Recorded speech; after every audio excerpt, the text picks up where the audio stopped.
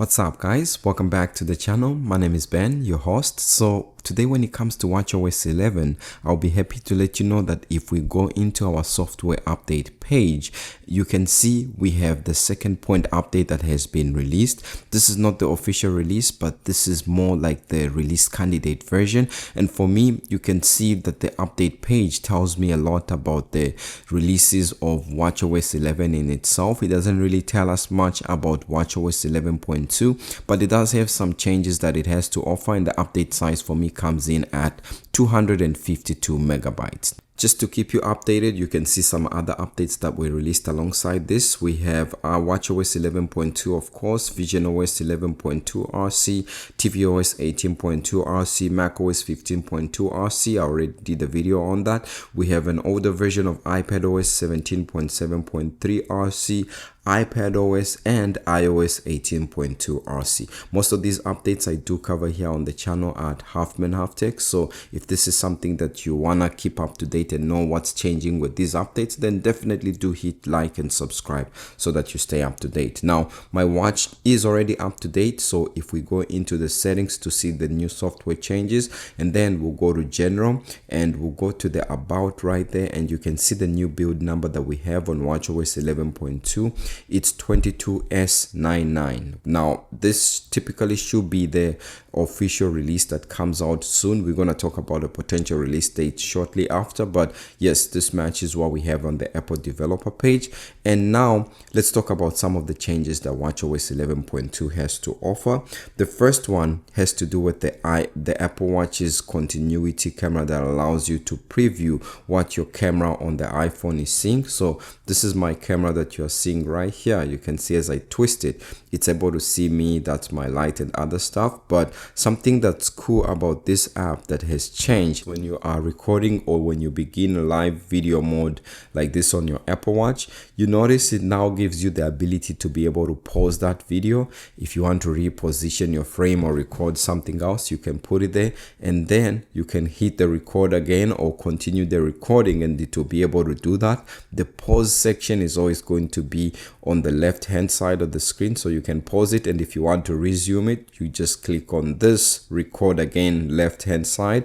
If you pause it right there and then you hit this, it's gonna end the recording. And at the same time, if you want the front end of the camera and you record, it also works and has that functionality now, which is good if you want to frame your shot, or if you want to be able to review, or if you are filming yourself, which I've used and have benefited a lot using this preview app on the Apple Watch. And this is something that's great for content creators like myself. Something else that's new and interesting, especially if you want to improve your health, fitness, and make workouts fun again, is the YESOUL G1M Plus bike that turns your home workouts into an exciting adventure.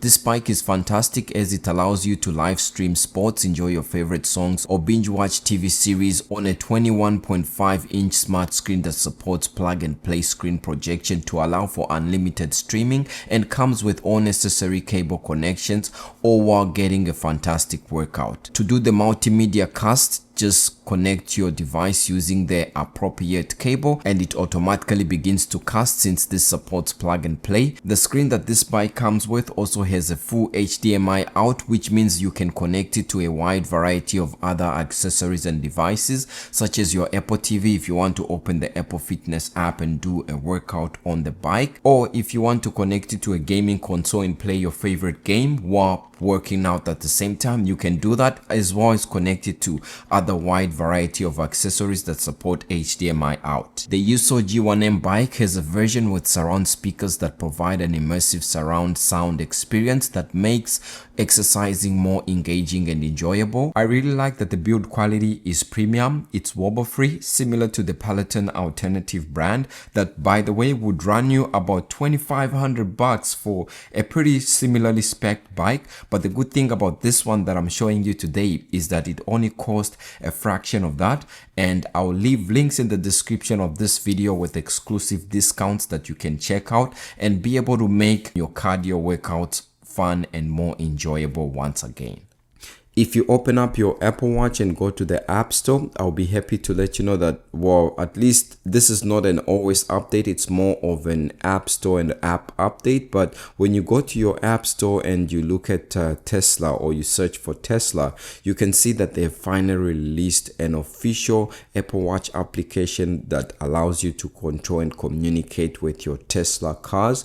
And at the same time, it will act as a key. It actually has a lot of capabilities and functionalities that you can do, and yes, it's developed by Tesla themselves. It's not a third party that's trying to give you access to your car or that has made this watch. And some of them that has made this application rather, and you can see some of the things that you can do: check charging progress, heat or cool your car seats, locate your vehicle with directions or track its movement, send address from your favorite, and it goes on and on, such as like flashlight, beeping, update your vehicle software, all from your Apple Watch. Now, this is something that's good that's here for Tesla owners. So for me, I now have the Tesla official Apple Watch app, but something that would be great to have is actually a Tesla car itself. One of the issues that I've seen with this update, especially if you have the Series 9, the Apple Watch Ultra 2, and sometimes the Series 10, from my research, I found that a lot of users that have those series, when they connect their Apple Watches to the charger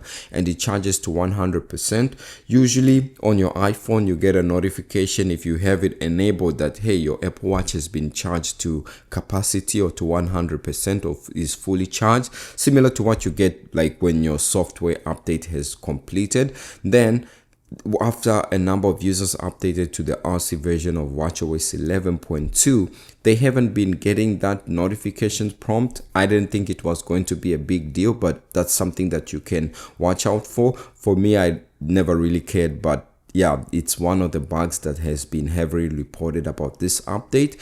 But speaking of the battery life for this update, for me, it's been about average. I'm still getting about a day and a half on my Apple Watch Ultra 1. Yes, this is the Ultra 1 that you're seeing. So it is an old device right here, but you can see my maximum capacity is on 89%. And yeah, I can't really complain. Since the previous update, my watch usage has been average, and this update that I'm actually covering came out yesterday.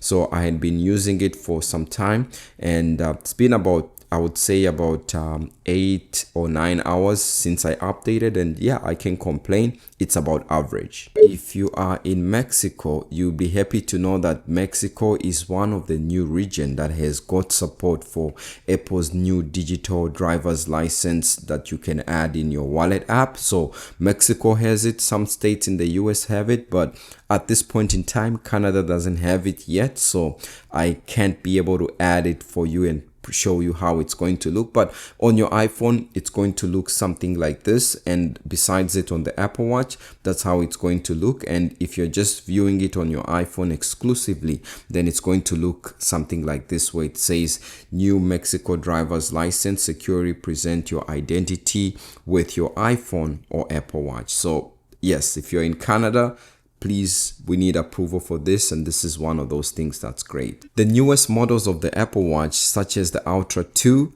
and the Series 10, had been experiencing a big issue when it comes to the battery maximum health percentage, but this update actually didn't fix it. I'm just covering it because it was one of the previous things that the previous beta fixed, and it had to do with the maximum capacity. Users that had bought the Ultra 2 or the Series 10, which are relatively new Apple Watch devices, were shocked to realize that their maximum health capacity that was just on 100%. Upon testing this WatchOS 11.2 betas, the maximum health capacity dropped from about 100%. Some were seeing about 94%, others 95%, and even lower.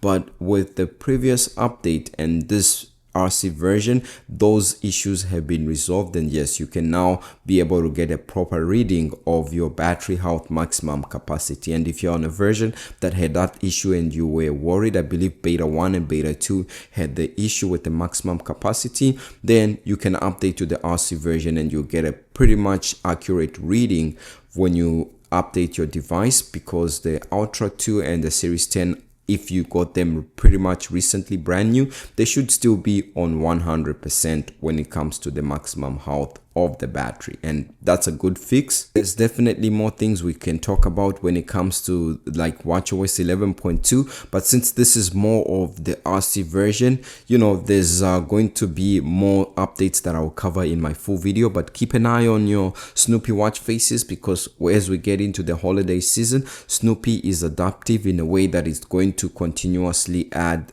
holiday themed animation. And yeah, we saw that last month with Thanksgiving, and then with Halloween also Snoopy was doing some creepy stuff and costumes, which was good. And at the same time, there's other changes that are there when it comes to your fitness. There's new awards that I'll be covering in my full video, but for this update, I think it's pretty sturdy and stable. In terms of a release date that you can expect for when this update is officially going to come out, you can see today is December 6th, Friday. The update came out yesterday on December 5th, but according to really good sources such as Mac Rumors, they are expecting this update to come out on Monday, December 9th, officially, not in beta. So you won't need to be on a beta to update to it when it comes out on Monday if you haven't been testing it all along. And if it does, I'll compile everything that I have so far from the first beta up to when it's officially released,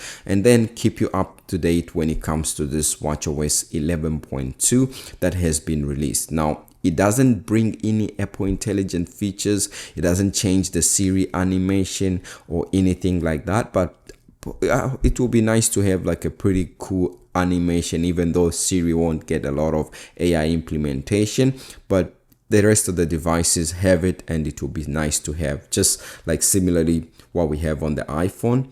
I really like this animation. It will be cool to have on the Apple Watch. Now, that's about it for me when it comes to this new update, WatchOS 11.2. Let me know what you think about this video. If you liked it, leave a like and subscribe, and I'll see you in the next video. Peace.